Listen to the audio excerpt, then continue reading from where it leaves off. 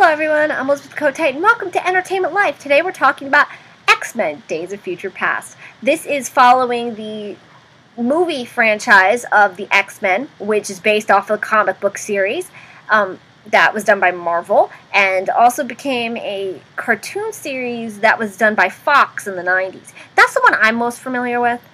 It didn't really introduce all of the mutants, so there were some things about this movie that bothered me, and one of the main things was that they introduced some mutants without actually explaining who they were.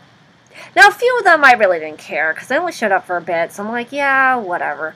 But there was this one mutant who, when Wolverine went back in time to 1973, said, okay, we can get this guy to help. Now, I'm thinking, okay, Wolverine knows somebody. Good. Who is he?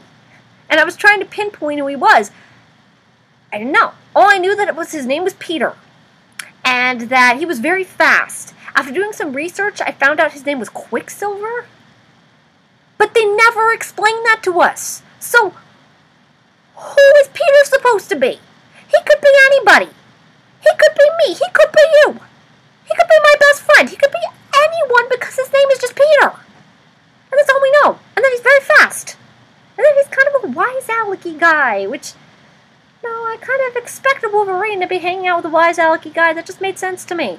And he did bring with him a bunch of jokes about JFK being a mutant, which ended up in the scene, and a couple of other things. And he seemed like kind of a comic relief because of the thing that he ended up causing as the distraction to get Magneto out of prison.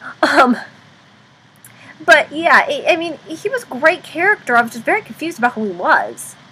The other problem, which I guess I should have seen coming, because the beginning of this movie was basically what the Holocaust would have been if Hitler had actually gotten what he wanted. Yeah, it was that bad. If Hitler used robots, is basically what this is.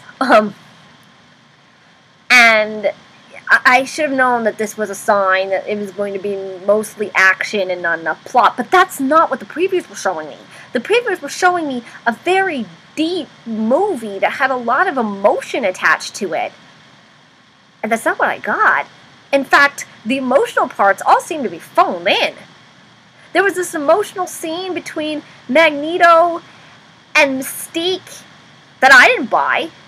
Another one between Magneto, Mystique, and Xavier that I also didn't buy. And then there was the one that we see in the previews with Charles and Professor X talking to one another.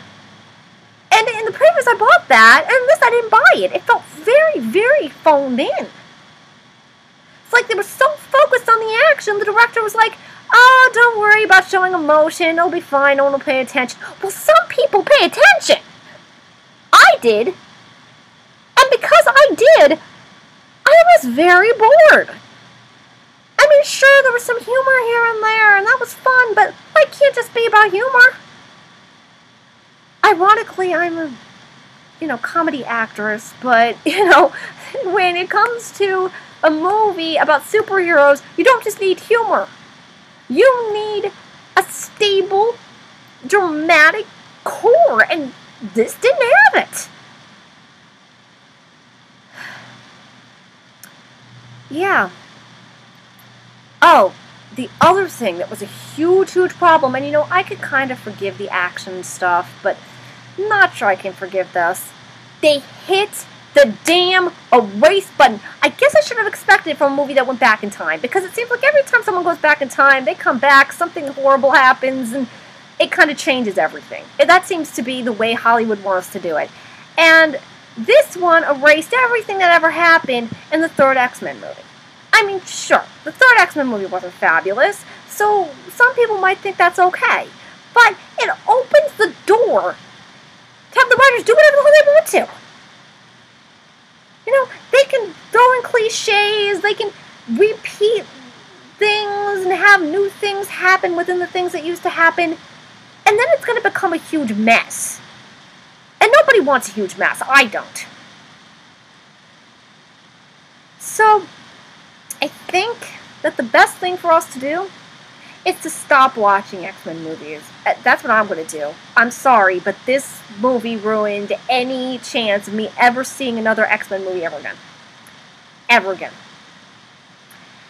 And if you love that kind of, actiony, no plot thing, then you'll love this movie. You will. But if you're like me and you want to see a movie that has a little bit of everything, that's not what you're going to get from this. I don't think we're going to get that from X-Men ever again. So, that's really all I have to say. Bye, everyone.